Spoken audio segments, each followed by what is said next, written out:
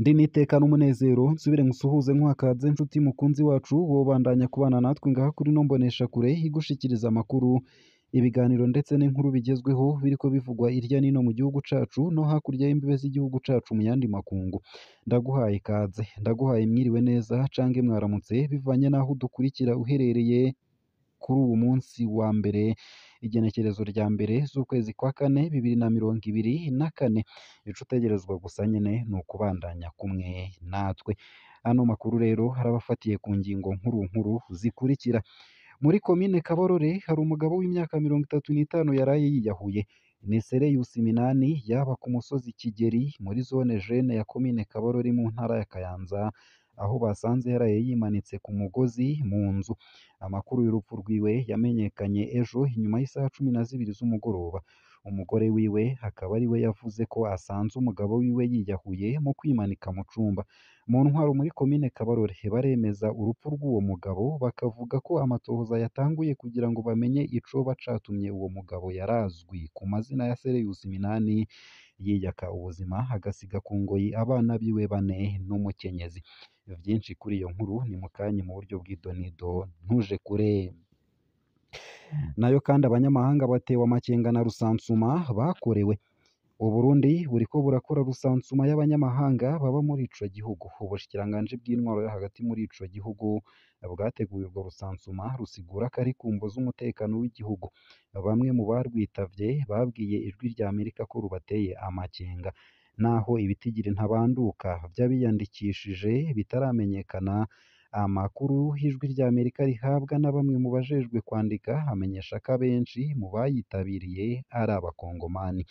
Vyinshi navyo kuri iyo nkuru ni mukanye mu buryo bw'idonido ntuje kure. Nayo kandi wa mwigisha yagirizwa gukubita umunyeshuri agacapfa yabwiye ubutungane ko yishwe n'ivoka aguze. Nini y'ukuri Fidele yitavye ubutungane ku nshuro ya mbere mu naho y'icese yashashe mu mpera z'inundwi twaraye turangije ngo yisigura ku caha c'urupfu rw'umunyeshuri yagirizwa. Yabwiye abacamanza ko atari we yamwishe ahubwo yishwe n'ivoka yariye aguze hafi y'iryo shure, ariko bamusavye ivyemezo arabibura. Ivyabona vy'uko ari we yamwishe vyo vyamenyesheje ko uyo mwigisha ari we yishe uwo munyeshuri amukubise inkoni kw'izosi, amuziza kuba yibagiye igikoresho c'icirwa c'ibiharuro, ni ukuvuga boîte mathématicale. Vyinshi kuri iyo nkuru navyo ni mukanye mu buryo bw'idonido ntuje kure. Nayo kandi amakomine menshi ntashoboye kurangura imigambi kubera akenye. Yugurura ku mugaragaro isasa risanzwe ry'ibikorwa by'inama nkenguzamateka by'ukwezi kwa Ndamukiza uyu mwaka, umukuru wayo Emmanuel Sinzohagera yavuze ko mu karuhuko abakenguzamateka bahoramwo bashoboye kugendera amakomine atari make, aho basanze menshi adashoboye kurangura imigambi yishinze kubera amikoro make. Basanze kandi inyubakwa amakomine aba yarateguye kubaka zidahera kubera guteba k'uburyo asanzwe aronka, ibituma ibikorwa navyo bica bidindira. Kuri ico Sinzohagera yasavye ikigega Fonike kuza kiranyarutsa gutanga uburyo bugenewe amakomine. Vyinshi navyo kuri iyo nkuru ni mukanye mu buryo bw'idonido ntuje kure. Nayo kandi abahora batoza amafaranga ku mabombo rusangi yegukira ishirahamwe Regideso babujijwe gusubira kurihisha. Ubu ayo mabombo yose asubiye mu minwe ya Regideso, aho kuvoma ubu ari ku buntu. Imvo ngo ni ingingo ya leta yo kurwanya ingwara ziturutse ku mwanda harimwo n'ikiza ca korera. Ikindi kibujijwe ni koza imiduga canke amapikipiki hakoreshejwe amazi avomwe kuri ayo mabombo. Sayo gusa, ayo hamwe n'ayandi ni mukanye mu buryo bw'idonido ntuje kure. Ico utegerezwa gusa ni ukumanuka munsi y'ino video hama ugafyona imbere y'ijambo Isange TV, haraba handitse ijambo sabone canke subscribe, urafyondako hama udushikirije intererano yawe yo kuja turakuronsa amakuru, ibiganiro kumwe n'inkuru tubandanya gushikiriza. Ano makuru ku buryo buramvuye nunyemerere nyatangurire kuri ino nkuru ivuga ko abanyamahanga batewe amakenga na rusansuma bakorewe. Uburundi buriko burakora rusansuma y'abanyamahanga baba muri ico gihugu. Ubushikiranganji bw'intwaro yo hagati muri ico gihugu bwateguye urwo rusansuma busigura ko ari kumvo z'umutekano w'igihugu. Bamwe mu barwitavye babwiye ijwi rya Amerika ko rubateye amakenga. naho ibitigiri ntabanduka by'abiyandikishije bitaramenyekana. Amakuru Ijwi ry'Amerika rihabwa na bamwe mu bajejwe kwandika amenyesha ko abenshi mu bayitabiriye ari abakongomani. Abaduhaye amakuru batubwiye ko abanyarwanda biyandikishije ari bake cane ndetse ko ahenshi atawahibonekeje. Abahaye amakuru Ijwi ry'Amerika babandanya gusigura ko bikeka ko urwo rusansuma rushobora kuba rugamije kumenya abanyarwanda baba mu Burundi.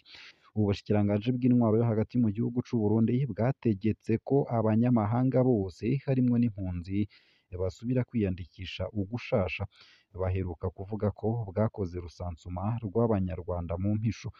Umushikiranganji w'intwaro yo hagati mu gihugu Martin Niteretse yabivugiye mu Kayanza mu ntango z'ukwezi kwa mbere uyu mwaka, aho yatangaje ko imbibe z'u Burundi n'u Rwanda zugawe. Ico gihe Niteretse yatangaje ko Burundi budashaka abanyarwanda. Ku rundi ruhande leta y'u Rwanda yahavuye ihumuriza abarundi baba mu Rwanda. Mwijwi ry'icegera c'umuvugizi wa leta y'u Rwanda Alain Mukurarinda, u Rwanda rwasavye u Burundi gufata neza abanyarwanda babayo. Nayo kandi wa mwigisha yagirizwa gukubita umunyeshuri agaca apfa yabwiye ubutungane ko yishwe n'ivoka aguze. Niniyukuri Fidele yitavye ubutungane ku nshuro ya mbere mu ntahe y'Icese yashashe mu mpera z'indwi twaraye turangije ngo yisigura ku caha c'urupfu rw'umunyeshure yagirizwa. Yabwiye abacamanza ko atari we yamwishe ahubwo yishwe n'ivoka yariye aguze hafi y'iryo shure, ariko bamusavye ivyemezo arabibura. Ivyabona vy'uko ari we yamwishe vyo vyamenyesheje ko uyo mwigisha ari we yishe uwo munyeshuri amukubise inkoni kw'izosi, amuziza kuba yibagiye igikoresho c'icirwa c'ibiharuro, ni ukuvuga buwate matematikare.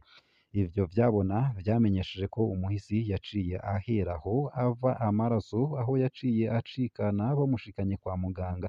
Umushikirizamanza wa Repubulika i Bururi muri urwo rubanza yasabiye uyo mwigisha igihano co gupfungwa imyaka 5 no gutanga ihadabu ry'ibihumbi 100.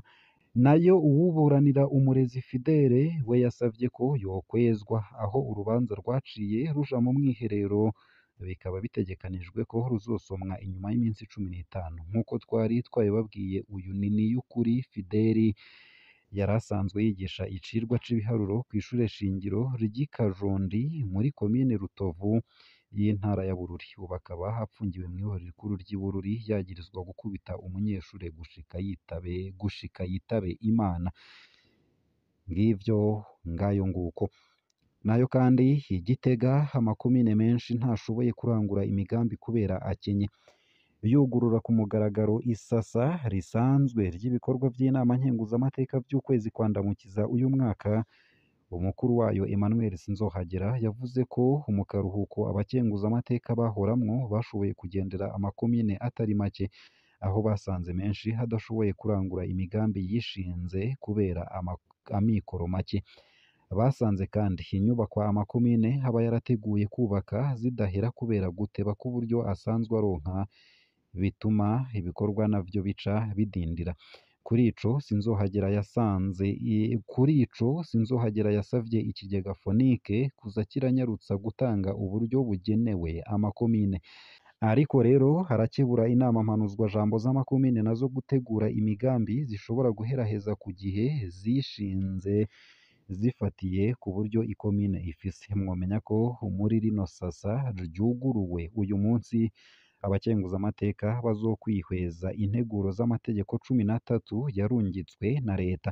Emmanuel Sinzohagera agasaba imirwi y'abakenguzamateka yamaho kwama bazirikana ko batowe ngo baharanire iteka n'itekane ry'abanyagihugu babizigiye, ngo babaserukire bongere babashigikire mu migambi y'iterambere, aho yemeza yuko iryo naryo ridashoboka mu gihe ubutungane bukigoyagoya. Ngaha akaba ariho nsoreje ano makuru nari naguteguriye, ariko avugwa irya nino mu gihugu c'u Burundi no hakurya y'imbibe z'igihugu c'u Burundi mu yandi makungu. Ico utegerezwa gusa no gufyonda sabone canke subscribe nawe utarafyonda ko, hama ukabandanya urashikirwa n'amakuru, ibiganiro kumwe n'inkuru tubandanya gushikiriza. Ndakwipfurije rero kubandanya uraroranirwa, kugira ibihe vyiza ndetse n'umunsi mwiza.